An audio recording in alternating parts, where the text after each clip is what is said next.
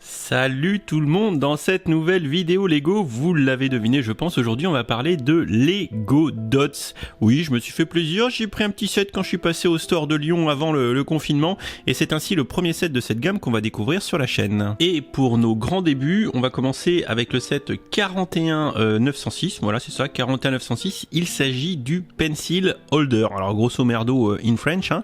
Le petit pot à crayon tout coloré, tout mignon, on dirait un ananas, il est tellement mignon. Enfin, la mignonnerie, c'est un petit peu le leitmotiv de cette gamme Dots, clairement très colorée, très sympa, basée sur de l'assemblage de tiles, et c'est pour ça aussi que je l'ai pris, ça va nous permettre un peu de découvrir tout ça, et de voir un petit peu en substance comment c'est foutu. Alors c'est une boîte qui comporte 351 pièces, si je me trompe pas, et on voit un petit peu le détail à gauche justement, et c'est vendu pour la modique somme de 19,99 €. Ce qui est assez sympa, hein, c'est que cette gamme va être basée un peu sur la créativité, les pièces en rab du coup, avec toutes les possibilités qu'on va avoir avec le lot de pièces de base fournies avec.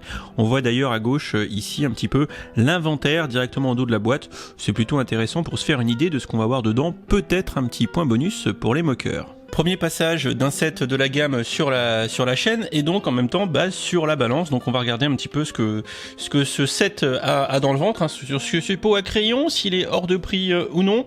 Alors ça nous fait du 319 grammes, je fonce sur le PC faire le calcul. De manière assez surprenante, j'ai trouvé 62 € le kilo, j'aurais vu ça un peu plus cher, donc on va dire c'est à peu près correct, même si moins de 60 € du kilo, ça aurait été bien pour une gamme 100% Lego qui n'a pas de licence. Mais après tout, peut-être qu'on paye le packaging original de tout ce bazar, d'ailleurs, qu'on va ouvrir pour regarder un peu la gueule que ça a derrière le carton. J'étais à deux doigts de dire faites pas les bourrins, pas la peine de tout déchirer parce qu'il y a en fait un petit bout de coup de cutter à mettre, et en fait j'ai tiré un peu fort et j'ai quand même déchiré le carton. Ceci dit, quand on a coupé sur le bord comme ça, on va pouvoir enlever hop le carton et découvrir le packaging. Ah, je sais pas ce que vous en pensez, on dirait un plateau de cantine. Du coup, une fois qu'on a enlevé le carton, on se retrouve avec le packaging, l'espèce de caissette en plastique réutilisable, bien évidemment. Pour moi, faut pas jeter ça, faut s'en servir de trieur. On a par-dessus, du coup, un petit couvercle plastique plutôt fin qui va pas falloir perdre ni abîmer parce qu'on va vite l'abîmer. Et justement, ce qui est intéressant, c'est qu'on a le petit logo Lego frappé dessus. À l'intérieur, on a tout un tas de petits compartiments avec les pièces emballées les unes chacune dans un petit sachet individuel. Je vous avoue que là, on a quand même tendance à virer dans le suremballage. Je sais pas s'il était utile d'avoir autant de petits sachets plastiques. N'oublions pas que d'ici 2025, si mes informations sont correctes, Lego devrait supprimer tous ces petits emballages intermédiaires. C'est pas un bon exemple avec cette nouvelle gamme de suremballer autant, enfin, ça reste mon avis. Allez, je vous vends du rêve en mode streaming pour le montage de ce petit set, et puis on se retrouve juste après pour en faire la review. Let's go! Alors pour le coup, j'allais partir trop vite, hein, mais bien évidemment, en dessous les pièces, il y a une petite notice au format minimaliste pour assembler notre pot à crayon. Bon, là, vous voyez, quand tout à l'heure je parlais de créativité, on y est. J'ai monté l'ananas, le pot à crayon en 2 coups de cuillère à peau. Sans mauvais jeu de mots. Donc le pot en lui-même est monté. D'ailleurs on peut l'ouvrir, hein, voilà, c'est un pot à crayon, hein, très très difficile, extrêmement technique. Un petit range-truc à côté, voilà, un range-truc pour ranger des trucs en mode un petit peu pastèque. Et bien sûr, c'est le moment de laisser parler la créativité pour réaliser l'habillage de cet ananas avec toutes les tiles qui restent. Et là, je vous avoue que honteusement, je sèche. Du coup, je pense que je ne vais être que faiblesse et utiliser l'inspiration des modèles que Lego donne sur la notice, somme toute très minimaliste. Surprise! Comme dirait le président business, notre cher président, la notice ne ment jamais. Donc du coup, ici, en face avant, j'ai fait la tête de personnage un petit peu old school, années 80, en mode surfeur sur les plages.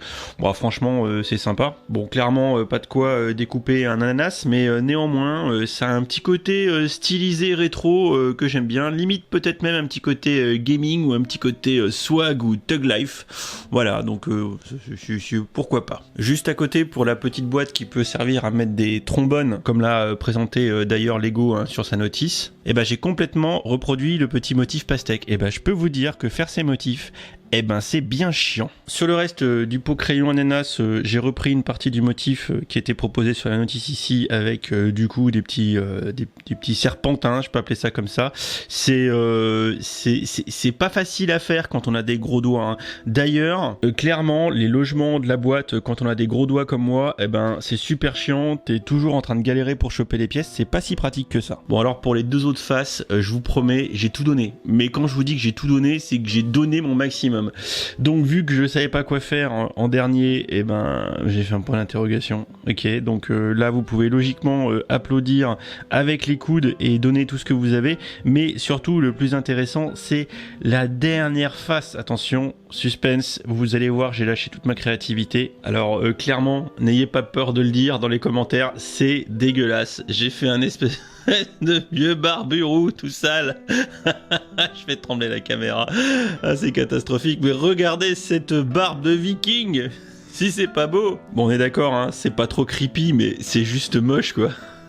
C'est juste complètement moche. Oh là là, je suis désolé. Franchement, j'ai pas le talent pour faire ces trucs. Bon alors sincèrement, je sais même plus pourquoi j'ai acheté ce truc. Faut être honnête, je sais plus pourquoi j'ai fait ça. Alors mon avis et la conclusion un peu fun sur ce petit truc de la gamme Dots. Alors clairement, compte tenu du code couleur qu'on a dans la boîte, voilà, je vous montre un petit peu ce qui reste hein, en termes de teal une fois que j'ai fini. Et bien avec les couleurs qu'il y a là-dedans, bah, vous allez être condamné à faire de la mignonnerie.